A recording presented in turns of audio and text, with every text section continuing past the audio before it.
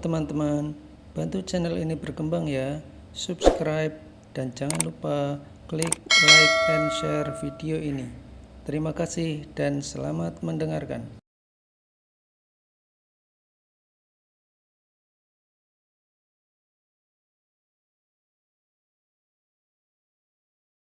Bab pertama.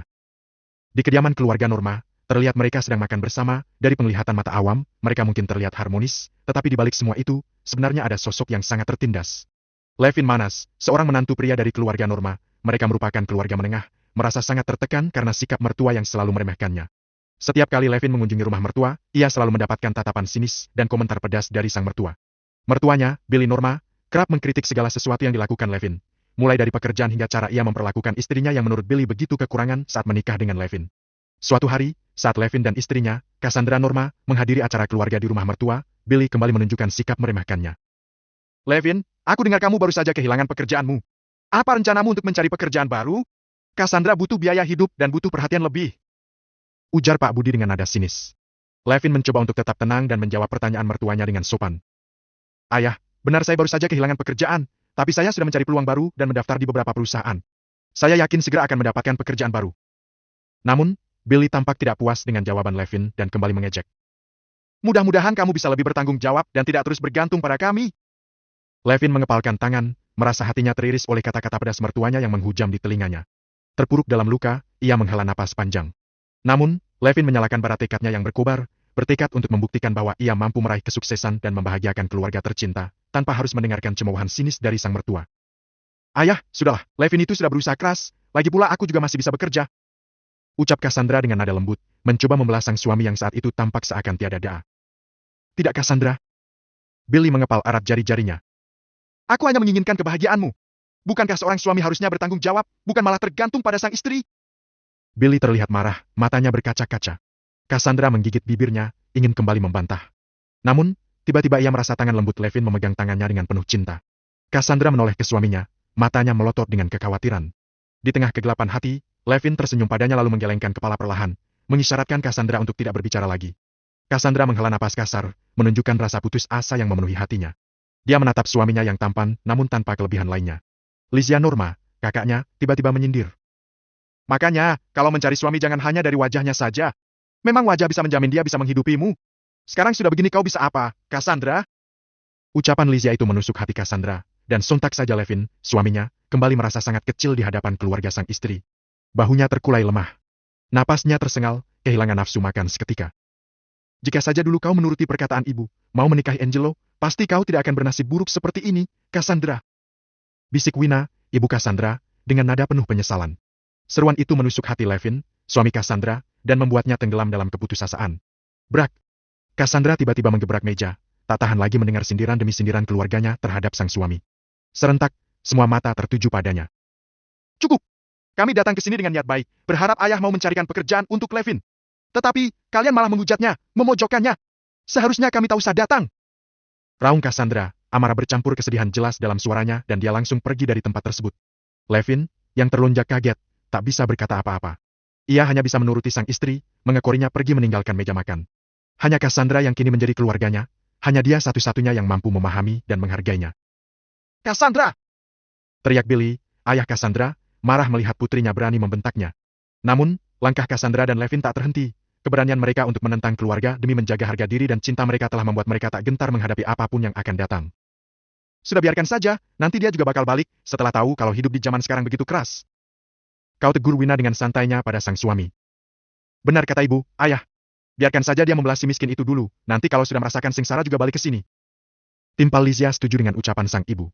Billy pun hanya menatap kepergian Cassandra, sebelum akhirnya menurut dengan perkataan istri dan anak pertamanya, lantas kembali melanjutkan makan kembali. Keluarga Cassandra Norma terdiri dari ayahnya Billy Norma, sang ibu Wina, dan kakak perempuannya Lizia. Mereka hidup cukup sejahtera sebagai keluarga kelas menengah, tidak terlalu kaya namun juga tidak kekurangan. Namun, ada satu hal yang menjadi kelemahan mereka, yaitu keinginan mereka akan pujian dan harta. Billy adalah seorang pekerja keras yang selalu ingin memberikan yang terbaik untuk keluarganya. Namun, di balik itu, ia juga sangat menginginkan agar keluarganya dihormati dan diakui oleh orang lain. Hal ini membuatnya seringkali terobsesi untuk mendapatkan harta dan kekayaan lebih. Wina, ibu dari Cassandra dan Lizia, adalah wanita yang cantik dan anggun. Ia pandai menjaga penampilan dan reputasi keluarganya. Namun, Ia juga memiliki sifat yang sama dengan suaminya, yaitu haus akan pujian dan harta. Wina selalu ingin menjadi pusat perhatian dan mendapatkan pengakuan dari orang-orang di sekitarnya. Lizia, kakak perempuan Cassandra, juga memiliki sifat yang sama dengan orang tuanya. Ia adalah gadis yang cantik dan cerdas, namun selalu ingin mendapatkan pujian dari orang lain. Lizia seringkali merasa iri dengan keberhasilan orang lain dan selalu berusaha untuk mengalahkan mereka. Ketika Cassandra memutuskan untuk menikah dengan Levin Manas, seorang pria miskin dan sebatang kara, keluarganya menentangnya dengan keras. Mereka merasa bahwa pernikahan tersebut akan menurunkan status dan reputasi keluarga mereka. Billy, Wina, dan Lizia tidak bisa menerima kenyataan bahwa Cassandra ingin menikah dengan seseorang yang tidak memiliki harta dan kekayaan. Cassandra, yang berbeda dengan keluarganya, justru melihat hati dan kebaikan Levin. Ia mencintai Levin bukan karena harta atau kekayaan, melainkan karena sifatnya yang tulus dan penyayang. Namun, keluarganya tetap tidak bisa menerima pilihan Cassandra dan terus menekannya untuk membatalkan pernikahannya dengan Levin. Pada akhirnya, Cassandra harus memilih antara cinta dan keluarganya.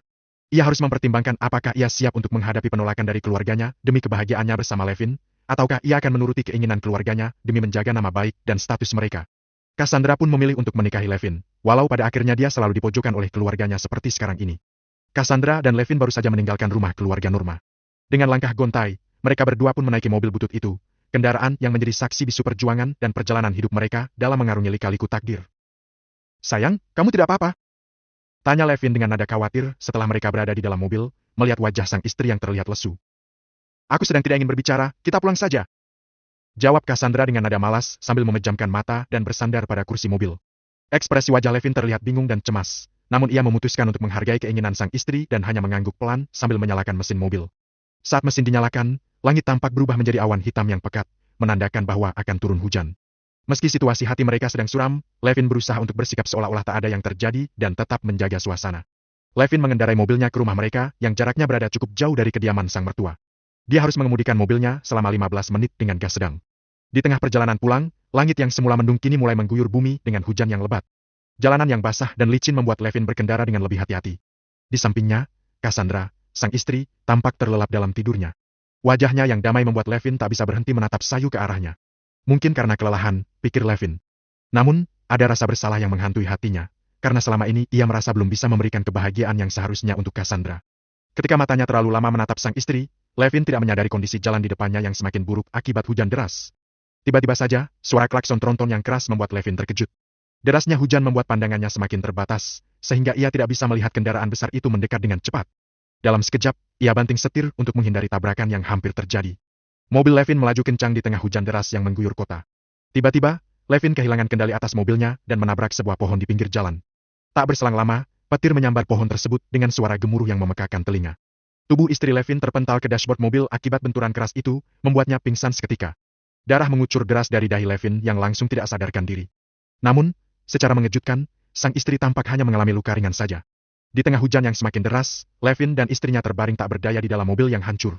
Wajah Levin pucat pasi dan nafasnya terengah-engah, sementara istrinya tampak lebih tenang meski terlihat kesakitan.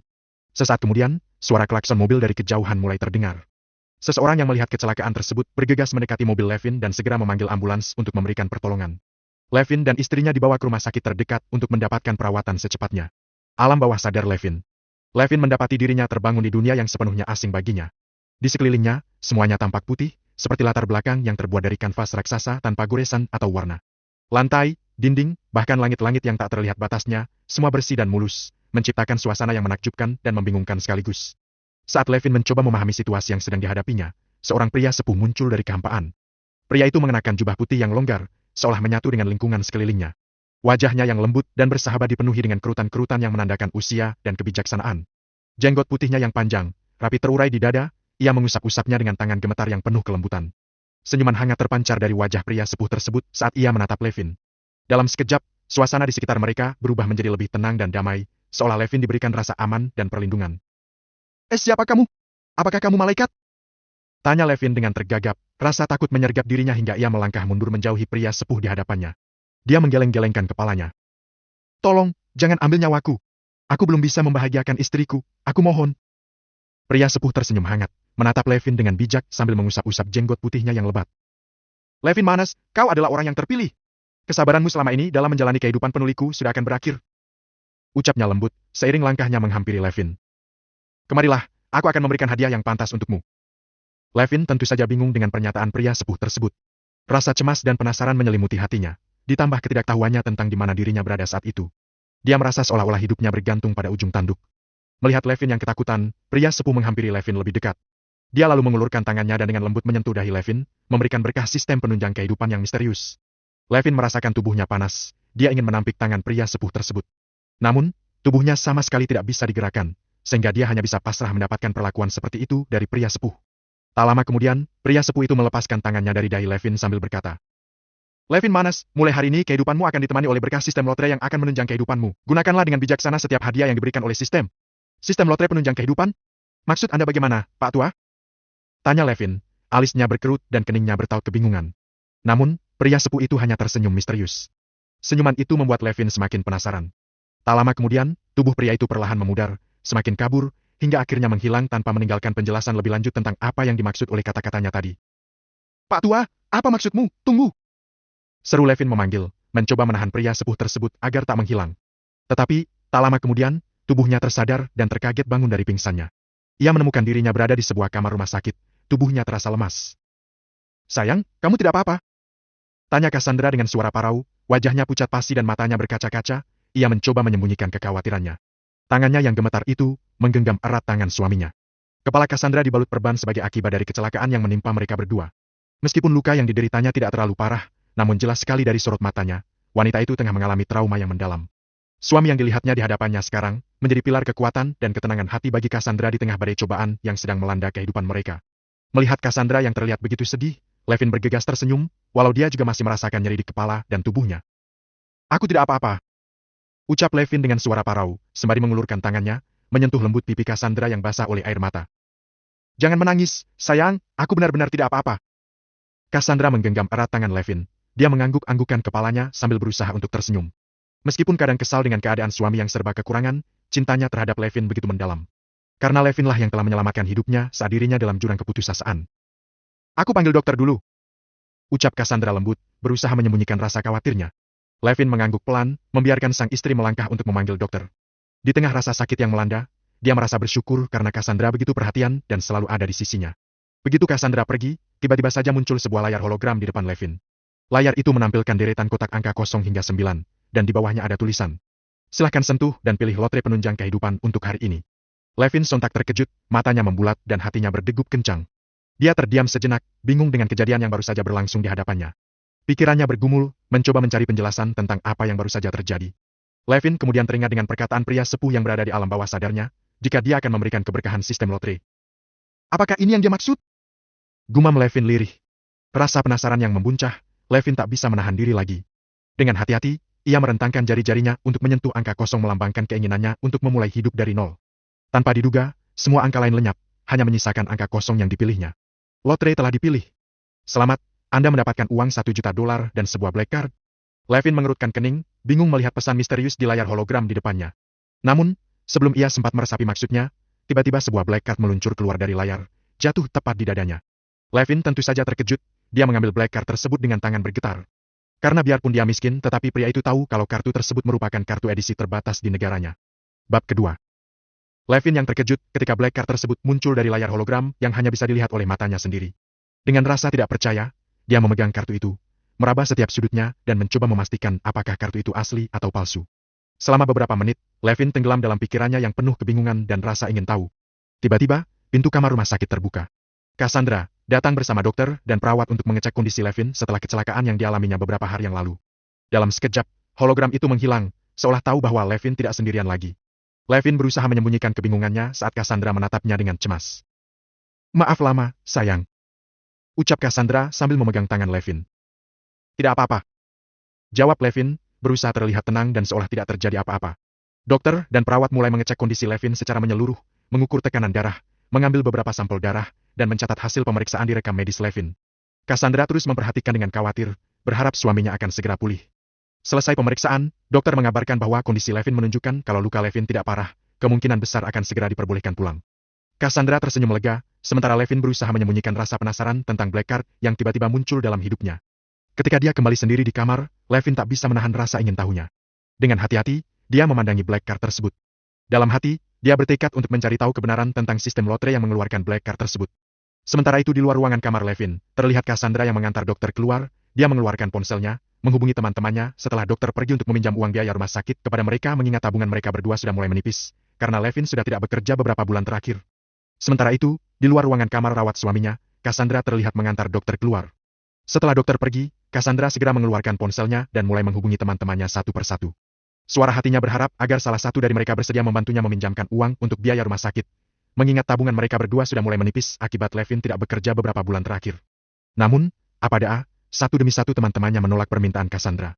Mereka semua beralasan dalam kondisi yang sama dengan Cassandra, tak mampu memberikan bantuan yang ia harapkan. Tangisan pilu Cassandra terdengar di ujung telepon, namun tidak ada yang mampu merubah keputusan teman-temannya. Cassandra merasa seperti diberi tamparan keras oleh kenyataan yang pahit ini. Cassandra merasa putus asa, tangisannya pecah di luar kamar rawat inap suaminya. Pundaknya terguncang saat ia mencoba menenangkan diri, namun rasa sedih yang sangat dalam membuatnya tak mampu menghentikan tangisan. Mengapa tak ada satupun orang yang bersedia membantuku di saat yang paling kubutuhkan? Apakah aku harus terus menanggung beban ini sendirian? Batin Cassandra dengan putus asa. Dalam keputusasaannya, Cassandra berdoa dalam hati, memohon pertolongan dari Tuhan agar diberikan jalan keluar dari masalah ini. Ya Tuhan, tolong berikan aku petunjuk, berikan aku kekuatan untuk melewati cobaan ini. Aku tidak tahan lagi jika terus seperti ini. Ucapnya lirih. Ia merasa sangat tidak berdaya dan membutuhkan seorang penolong. Cassandra pun berjanji pada diri sendiri, jika nantinya ada orang yang bersedia membantunya, ia akan berusaha keras untuk membayar kembali uang yang dipinjam. Aku tahu, ini bukan tentang uang saja, tapi tentang bagaimana aku harus menjaga kepercayaan orang yang telah menolongku. Suatu saat nanti, aku pasti bisa membayar balik kebaikan mereka. Gumamnya dengan tekad yang kuat. Kesediaan untuk berjuang demi suaminya, menjadi motivasi yang kuat bagi Cassandra untuk terus berusaha mencari jalan keluar dari masalah yang dihadapinya. Namun, apa yang harus ia lakukan sekarang? Ketika tak ada satupun temannya yang bersedia membantu, dan waktu yang semakin mendesak. Haruskah ia mencari bantuan dari orang lain? Ataukah ia harus menjual barang-barang berharga yang mereka miliki untuk mendapatkan uang yang cukup? Cassandra tak tahu, namun ia tahu harus terus berjuang demi suaminya, meskipun dunia seolah menutup pintu di hadapannya. Tanpa disadari Cassandra, Levin tengah mengintip dari balik pintu kamar rawat inapnya, menyaksikan air mata yang perlahan jatuh dari pelupuk matanya. Meski tangisannya terdengar lirih, namun Levin sudah sangat mengenal suara tangisan istri tercintanya itu. Setelah hidup bersama Cassandra selama lebih dari 2 tahun, baginya setiap rintihan dan isakannya merupakan simfoni kesedihan yang menyayat hati. Hatinya serasa diremas-remas melihat Cassandra menangis begitu, seolah-olah tiap titik air mata sang istri menorehkan luka yang lebih dalam di dadanya. Levin tahu betul bahwa Cassandra selama ini merasa tertekan.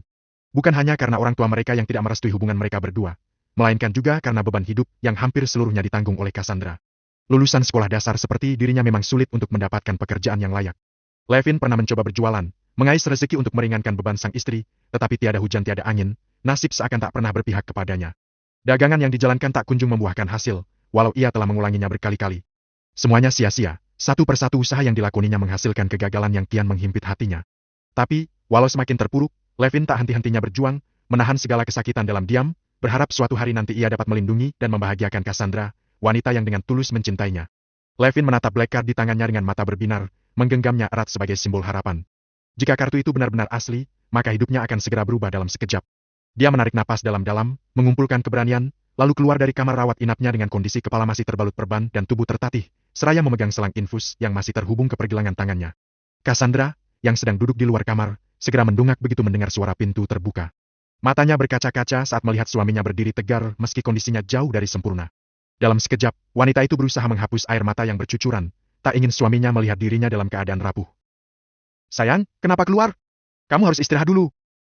Ucap Cassandra lembut, memaksakan sebuah senyum di sudut bibirnya agar bisa memberikan dukungan lebih pada suaminya. Dia ingin menjadi tempat Levin berpegang, meski sebenarnya hatinya sendiri berkecamuk, resah menanti masa depan yang akan segera bergulir di hadapan mereka. Levin mengulurkan tangannya, menyentuh lembut pipi Cassandra, istrinya yang setia mendampingi dan memahami setiap suka duka dalam hidup mereka. Wanita yang menjadi sumber kekuatannya dalam menghadapi berbagai rintangan, termasuk keterpurukan ekonomi yang tengah mereka rasakan. Mulai hari ini, aku akan membuatmu bahagia, sayang. Bisik Levin dengan suara lirih namun penuh tekad. Aku tidak akan membiarkan air mata kesedihan mengalir lagi dari mata indahmu. Levin meraih tangan Cassandra yang penuh cinta, memegangi erat selembar kartu hitam. Meskipun tangannya masih terpasang selang infus, Levin memberikan kartu tersebut kepada istrinya. Inilah jawabannya, sayang. Lanjut Levin. Gunakan kartu ini untuk membayar biaya rumah sakit. Kumohon, jangan bersedih lagi. Senyum lelah tapi tulus menghiasi wajah Levin, mencoba menepis keraguan yang sempat muncul di benaknya. Ia yakin, kartu itu adalah black card yang asli, hasil dari keajaiban Tuhan melalui sistem lotre. Dalam hati Levin bergumam. Ini adalah titik balik kehidupan kita. Demi masa depan yang lebih cerah, untukmu dan untuk kita. Cassandra melihat black card pemberian Levin, Jelas saja wanita itu terkejut ketika melihat kartu edisi terbatas di negaranya tersebut, tangannya bergetar, langsung mendungak menatap sang suami dengan tidak percaya. Sayang, ini. Suara Cassandra tercekat, dia tidak bisa berkata-kata melihat balkar tersebut, mengingat sang suami yang dia kenal. Selama ini pria miskin, tidak mungkin memiliki kartu edisi terbatas seperti itu. Cassandra menatap terkejut pada kartu hitam yang ada di tangannya, sementara Levin tersenyum bangga di hadapannya. Tangannya gemetar, menahan kebingungan dan kekagetan yang mendalam. Selama lebih dari 2 tahun menikah, Levin tak pernah memiliki kekayaan sebesar itu, bahkan untuk memenuhi kebutuhan sehari-hari mereka, Cassandra lah yang mengeluarkan uang dari hasil kerjanya. Sayang, ini bukan kartu palsu, kan? Tanya Cassandra dengan lemah, mencoba mengurai benang kusut yang ada di benaknya. Levin tersenyum, mencoba menenangkan istrinya. Dia berpikir keras untuk memberikan alasan yang masuk akal. Aku sebenarnya selama ini bermain saham, sayang. Ini adalah hadiah untukmu, karena telah bersabar menemani hidupku selama ini. Cassandra menatap dengan tidak percaya, wajahnya tampak pucat pasi. Tapi, bagaimana bisa? Bukankah kamu saja tidak memiliki ponsel pintar? Ujarnya lemah. Levin bingung harus memberikan alasan apa lagi untuk meyakinkan sang istri. Memang benar dia tidak memiliki ponsel pintar, seperti yang dikatakan sang istri. Levin menggenggam tangan Cassandra, menatap matanya dengan penuh keyakinan. Sayang, sebenarnya selama ini aku sering pergi ke warnet untuk belajar trading, tanpa kamu ketahui. Aku ingin memberikan yang terbaik untuk kita. Tak ingin kamu terus menanggung beban hidup kita sendirian. Aku ingin membuktikan bahwa aku juga bisa memberikan kebahagiaan untukmu. Maafkan aku karena tak memberitahumu sebelumnya. Air mata Cassandra mulai mengalir, perasaannya campur aduk antara bahagia, terharu, dan bingung. Dalam hati, dia berharap bahwa semua ini bukanlah sebuah mimpi atau tipuan. Meski begitu, Cassandra merasa beruntung karena memiliki suami yang pantang menyerah dan selalu berusaha untuk membahagiakannya. Tetapi, ada keraguan yang masih menghantui pikirannya, apakah kartu hitam tersebut benar-benar milik Levin atau ada cerita lain yang belum diketahuinya. Melihat Cassandra tampak mulai percaya dengannya, Levin berkata dalam hati. Maaf sayang, aku tidak bisa memberitahumu sekarang, suatu saat nanti pasti akan kuberitahu semuanya tentang keberadaan sistem lotre yang aku dapat. Cassandra mencoba menenangkan diri, menatap kartu hitam di tangannya lekat-lekat. Dia yakin kalau kartu itu asli. Wanita itu menaikkan pandangannya, menatap suaminya dengan sorot yang menggambarkan kecemasan yang mendalam.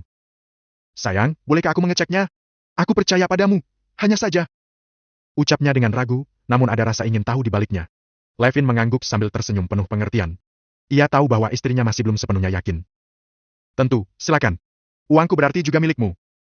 Jawabnya dengan penuh keyakinan, menunjukkan bahwa mereka berdua adalah satu kesatuan dalam menjalani hidup bersama.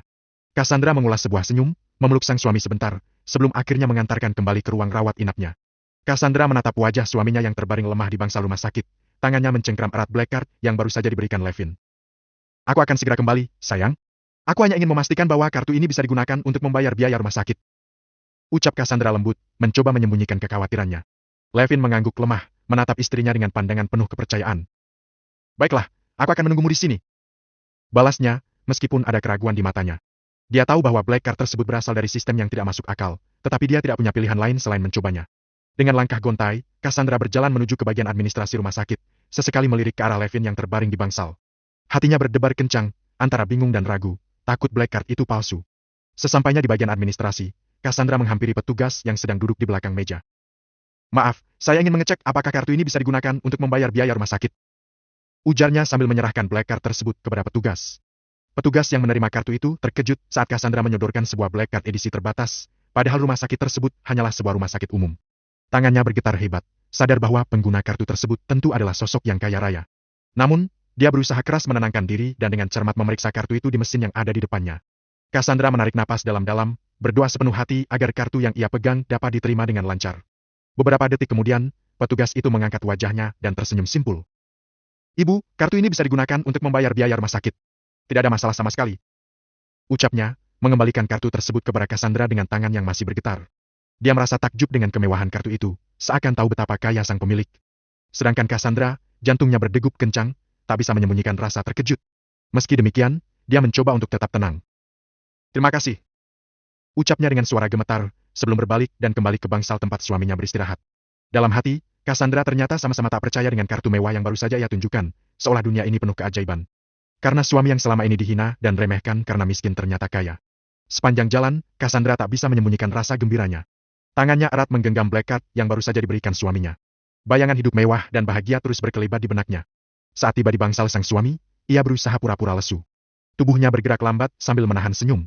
Levin yang melihat istrinya kembali dengan wajah pucat, hatinya sempat berdegup kencang. Cassandra tersenyum tipis, lalu menggenggam tangan Levin erat-erat. Tak kuasa melihat istrinya lemah, Levin beranjak duduk, merasa khawatir kalau kartu yang diberikannya ternyata palsu. Sayang, bagaimana? Tanyanya dengan ragu dan penasaran, mencoba membaca ekspresi di wajah Cassandra. Cassandra menatap Levin dengan tatapan sayu, sehingga membuat pria itu menebak kalau kartu itu palsu. Dia mengepalkan tangannya, menahan amarah. Karena terlalu percaya dengan hal yang seharusnya tidak mungkin terjadi. Melihat ekspresi sang suami yang tampak tertekan, membuat Cassandra mengerutkan kening. Sayang, kamu kenapa? Tanyanya penasaran. Levin tersentak kaget dan menatap sang istri sambil memaksakan sebuah senyum. Tidak apa, hanya saja aku tidak bisa membahagiakanmu selama ini, maaf karena... Levin belum selesai bicara, Cassandra menutup mulutnya dengan jari telunjuknya. Pria itu menatap sang istri dengan bingung, ditambah senyum terukir di wajah Cassandra, sehingga membuatnya semakin tidak mengerti kenapa dia terlihat bahagia, padahal tadi tampak sangat lesu. Tiba-tiba Cassandra memeluk Levin. Sayang, terima kasih karena sudah berusaha keras, ternyata kamu tidak bohong, kartunya bisa digunakan. Cassandra melepaskan pelukannya dan menatap sang suami lekat-lekat. Tapi, kenapa kamu sampai memiliki kartu ini? Bukankah hanya orang-orang tertentu yang dapat memilikinya? Levin terkejut saat Cassandra bilang kartunya asli. Dia yang sama belum sepenuhnya percaya, hanya bisa terdiam membeku sambil menatap sang istri. Cassandra terlihat ragu, kalau uang suaminya begitu banyak. Namun, pemilik Black Card edisi terbatas harusnya hanya dimiliki oleh orang-orang khusus yang diundang secara langsung oleh bank pembuat kartu tersebut, dan kekayaan mereka harusnya berjumlah ratusan juta dolar. Memikirkan hal itu saja membuat Cassandra bingung, dari mana Levin mendapatkan kartu tersebut. Tidak mungkin bermain saham bisa sampai mendapatkan uang sebanyak itu. Bab ketiga. Levin berusaha untuk tetap tenang, meski dalam hatinya dia terkejut saat mengetahui Black Card yang diberikannya pada sang istri ternyata benar-benar ada uangnya. Dia mencoba mengalihkan pembicaraan, agar sang istri tidak banyak menanyakan dari mana dia mendapatkan kartu tersebut. Pasalnya, dia sendiri tidak bisa menjelaskan detailnya pada sang istri kalau Black Card tersebut diperoleh dari sebuah sistem lotre. Sekarang kita punya uang lebih, bagaimana kalau kita mulai menata hidup dari awal lagi?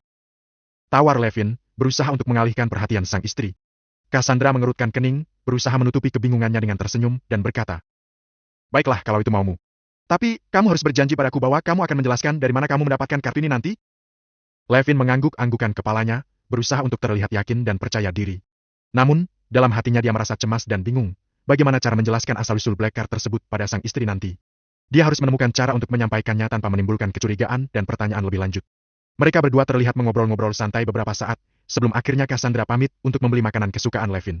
Selepas kepergian sang istri, Levin menatap Black Card yang sudah dikembalikan oleh istrinya. Dia benar-benar tidak menyangka kalau kartu itu asli. Jika kartu ini asli, artinya sistem lotre yang Pak Tua itu katakan, memang benar adanya? Levin bertanya-tanya pada dirinya sendiri, sebelum akhirnya dia kebingungan bagaimana caranya memanggil layar hologram tersebut. Tapi, aku harus bagaimana sekarang? Sementara aku saja tidak tahu cara kerja sistem lotre? Levin menghela napas tidak berdaya, dia benar-benar dibuat seperti orang bodoh. Baru saja dirinya senang karena mendapatkan uang banyak dari Black Card. Sekarang dia bingung sendiri bagaimana memunculkan layar hologram tersebut.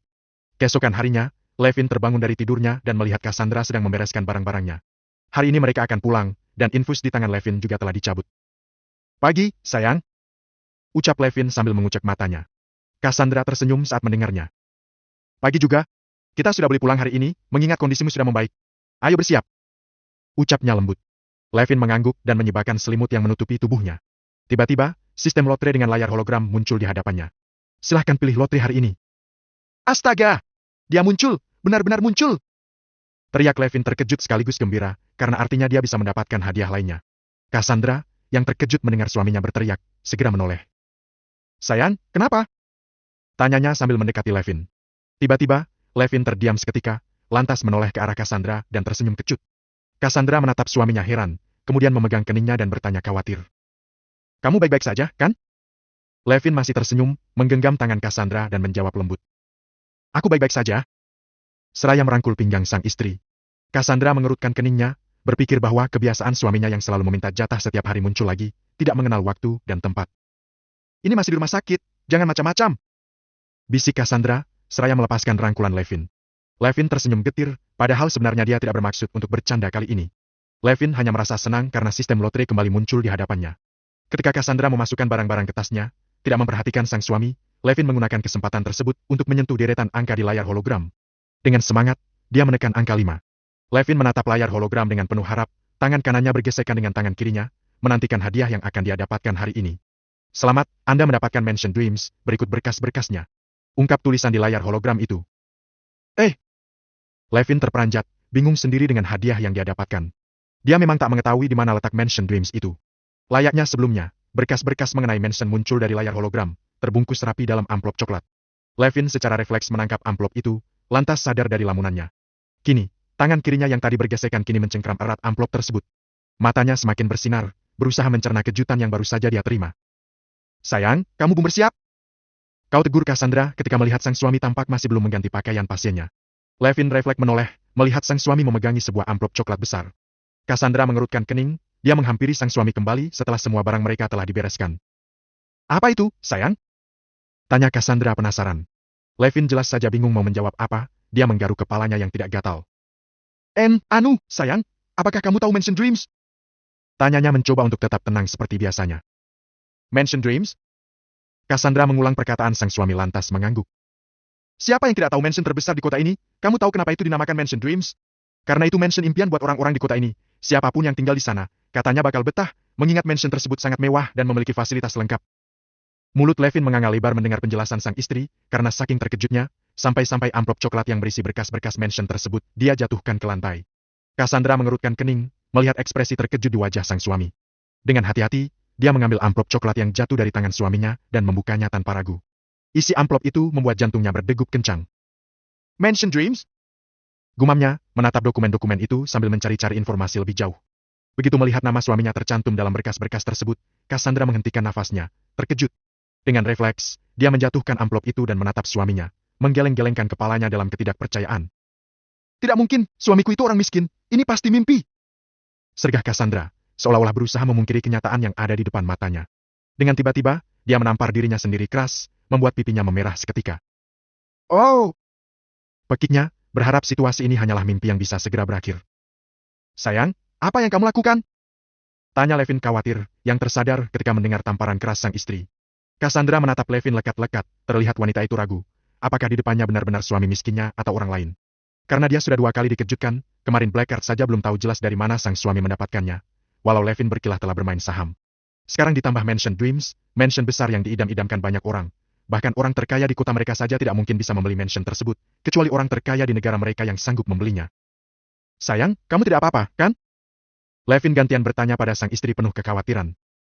Kakakmu, benar-benar Levin, kan? Tanya Cassandra memastikan dan ini pertama kalinya dia memanggil sang suami kamu semenjak mereka menikah yang biasanya sayang. Loh, apa maksudmu? Ini aku suamimu. Kamu kenapa? Cecar Levin panik, kalau sang istri kenapa-napa. Karena meragukan dirinya. Cassandra menggelengkan kepalanya. Kamu bukan suamiku. Suamiku Levin Manas, dia miskin dan tidak memiliki apa-apa, sementara kamu sebenarnya siapa? Levin tersentak kaget dengan pernyataan sang istri, biarpun dia sadar dirinya miskin, tetapi apakah harus dijelaskan seperti itu? Levin tidak tahu harus tertawa atau menangis, dengan kejadian yang tak terduga tersebut.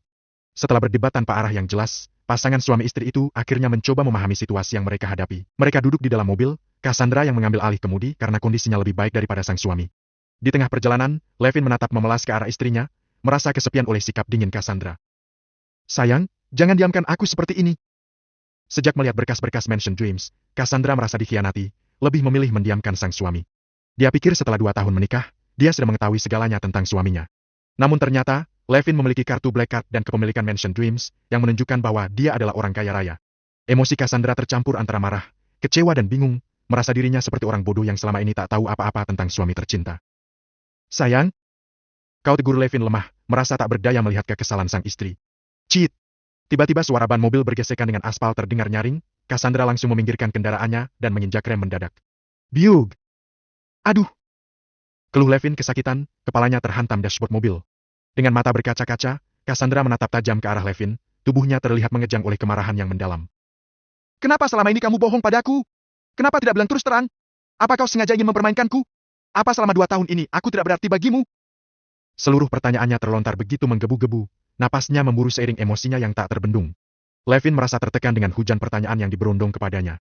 Dia menelan ludah, melihat sang istri yang begitu marah dan kecewa. Ekspresi wajah Cassandra membuat Levin benar-benar merasa bersalah. Sayang, aku... Ucap Levin dengan suara yang penuh penyesalan. Sudahlah, aku memang tidak berarti bagimu. Potong Cassandra dengan suara tercekat, air mata mulai menetes membasahi pipinya sebelum Levin sempat menyelesaikan kalimatnya. Tanpa berpikir panjang, Levin melepaskan sabuk pengaman dan segera memeluk Cassandra. Meskipun Cassandra mencoba menolak pelukan itu, Levin tetap bertahan, berusaha menenangkan hati sang istri yang terluka. Sayang, percaya padaku, tidak ada niat sedikit pun untukku membohongimu, ini semua hanya salah paham, suatu saat nanti kamu akan tahu semuanya. Ucap Levin lembut, tatapannya menghujam dalam ke mata Cassandra sambil mengusap punggung sang istri dengan lembut. Air mata Cassandra menggenang, menatap Levin dengan wajah mencari-cari kebenaran. Tapi kenapa kamu harus membohongiku? Kenapa tidak jujur dari awal? Tanya Cassandra dengan suara serak akibat menangis. Bibirnya bergetar ketika dipeluk erat oleh sang suami. Levin menarik napas dalam-dalam, merasakan getaran yang menghantam dada Cassandra. Maaf sayang, aku tidak bermaksud untuk membohongimu. Percayalah padaku, kamu tahu semua tentang diriku. Ujar Levin, suaranya berusaha menenangkan, penuh harapan agar Cassandra percaya. Cassandra tidak berkata apa-apa lagi, meskipun marah, tetapi dia tidak bisa terlalu lama menaruh emosi pada sang suami, hingga akhirnya mereka pun kembali berbaikan, setelah Levin mencoba untuk membuat Cassandra terhibur. Mobil berjalan kembali, hingga beberapa saat kemudian memasuki jalan menuju Mansion Dreams, sinar matahari yang menyilaukan menambah megah bangunan di depan mata mereka. Levin dan Cassandra terpana dengan keindahan mansion itu. Sesampainya di depan gerbang, seorang penjaga berbadan tegap menghampiri mobil mereka, tampaknya berniat menanyakan apa tujuan mereka datang ke Mansion Dreams. Selamat siang, ada yang bisa saya bantu? Tanya penjaga tersebut sambil menatap tajam Levin dan Cassandra. Sebelum Cassandra membuka mulut untuk menjawab, penjaga itu tiba-tiba terkesiap. Dia mengenali wajah Levin yang sudah tersebar di kalangan penjaga dan pelayan Mansion Dreams. Matanya membelalak lebar, takjub dan kagum akan sosok di hadapannya. Tuan Levin, bukan? Tanya penjaga itu dengan nada hormat. Saya mohon maaf, Tuan. Saya tidak menyangka Tuan akan datang hari ini. Levin mengerutkan keningnya, bingung kenapa penjaga gerbang mengenalinya. Namun, dia mencoba untuk bersikap seolah sudah tahu akan hal itu, dan memberi tanda bahwa dia memang tuan baru Mansion Dreams pada penjaga tersebut. Tidak apa-apa, aku memang sengaja datang tanpa pemberitahuan lebih awal. Penjaga itu buru-buru membuka gerbang dan menghormat. Selamat datang di Mansion Dreams, Tuan Levin dan Nyonya Cassandra. Semoga betah tinggal di sini. Cassandra menatap tajam wajah suaminya, merasa semakin bingung mengapa sosoknya seolah berasal dari keluarga kaya. Bahkan penjaga gerbang Mansion Dreams nampak mengenal dan sangat menghormati suaminya. Meski begitu, ia memilih untuk tidak berdebat terlebih dahulu demi menjaga martabat sang suami di depan bawahan-bawahannya. Cassandra tersenyum sambil menyetir mobil mereka melintasi gerbang Mansion Dreams yang akan menjadi hunian baru mereka. Di balik senyum, penjaga gerbang terlihat bingung. Hatinya bertanya-tanya mengapa tuan barunya mengendarai mobil lusuh. Dia mengira sosok tersebut orang kaya, tetapi kenyataannya justru tampak sebaliknya. Penjaga itu menghela napas berat, lalu bergumam sendiri. Orang kaya memang sering bersikap aneh. Kalau yang miskin saja banyak pura-pura kaya agar dapat koneksi, ini malah sebaliknya. Penjaga gerbang menggelengkan kepala, sambil menutup gerbang usai mobil Levin dan istrinya melaju masuk ke dalam gerbang. Mansion Dreams tampak berdiri megah di tengah-tengah halaman yang luas, seolah menjadi penguasa di dunia yang penuh pesona. Arsitektur bangunan mencerminkan gaya klasik Eropa, dengan ornamen-ornamen yang rinci dan artistik yang menghiasi setiap sudut dan lengkungan. Dinding putih yang kokoh dipenuhi dengan jendela kaca besar yang menghadap ke taman dan air mancur yang berkilau di bawah sinar matahari. Levin dan sang istri terpaku pada keindahan Mansion Dreams, mulut mereka terbuka lebar dalam kagum. Pintu masuk yang megah, diapit oleh dua patung singa marmer yang tampak begitu anggun, seolah-olah mereka adalah penjaga yang menjaga rahasia di balik pintu yang besar tersebut. Di sekitar Mansion Dreams, taman yang terawat dengan baik menambah pesona bangunan yang sudah mengesankan. Pohon-pohon rindang dan bunga-bunga berwarna-warni bermekaran di sepanjang jalan setapak, menciptakan suasana yang tenang dan damai. Di kejauhan, suara burung-burung yang bersiul di antara dedaunan seolah menyambut kedatangan Levin dan sang istri, memperkaya suasana sihir yang melingkupi Mansion Dreams. Levin dan Cassandra sepanjang jalan tidak henti-hentinya berdecak kagum melihat keindahan tempat tersebut. Cassandra benar-benar tidak percaya kalau dia akan tinggal di tempat mewah dan megah yang diimpikan banyak orang. Mobil pun tidak berselang lama sampai di depan Mansion Dreams, terlihat dua orang pelayan bergegas membukakan pintu untuk Levin dan Cassandra, membuat pasangan suami istri itu hanya bisa saling menatap sebelum turun dari mobil. Selamat datang, Tuan dan Nyonya Manes, kami siap melayani Anda 24 jam. Seru para pelayan yang sudah berbaris di depan pintu sambil membungkuk dipimpin oleh pria tua. Levin dan Cassandra mengangguk bingung, mereka masih kaku untuk diperlakukan seperti seorang miliarder. Mari, Tuan dan Nyonya, izinkan saya memandu Anda berkeliling mansion ini terlebih dahulu. Ujar pria tua itu dengan sopan. Levin dan Cassandra mengangguk, ekspresi mereka menunjukkan rasa penasaran yang mendalam. Mereka mengikuti pria tua itu, bagaikan anak kecil yang asyik menjelajahi dunia baru. Di belakang mereka, dua pelayan siap sedia mengiringi setiap langkah mereka. Pria itu dengan sabar dan detail menjelaskan setiap sudut ruangan dan isi mansion, tak ada yang terlewatkan. Rasa kagum yang dirasakan Levin dan Cassandra semakin menggelegak, betapa sempurnanya mansion ini tanpa cacat sedikit pun. Tiba-tiba, Cassandra menepuk-nepuk perutnya lalu bertanya dengan wajah yang agak cemas. Maaf, bisakah Anda tunjukkan kamar mandinya? Sepertinya saya harus menggunakan kamar mandi segera. Pria tua tersenyum ramah, lantas menganggukkan kepala pada dua pelayan yang mengikuti mereka, memberi tanda untuk mengantar Cassandra ke kamar mandi yang terdekat. Selepas kepergian Cassandra, wajah pria tua itu tiba-tiba terlihat serius. Bagaimana? Apa kamu suka dengan pemberianku? Sontak saja Levin yang mendengar pertanyaan seperti itu, langsung menatap pria tua tersebut dengan seksama, dia sedikit terkejut saat melihat gerakan pria tua itu mengusap jenggotnya, padahal tidak memiliki jenggot sama sekali. Kau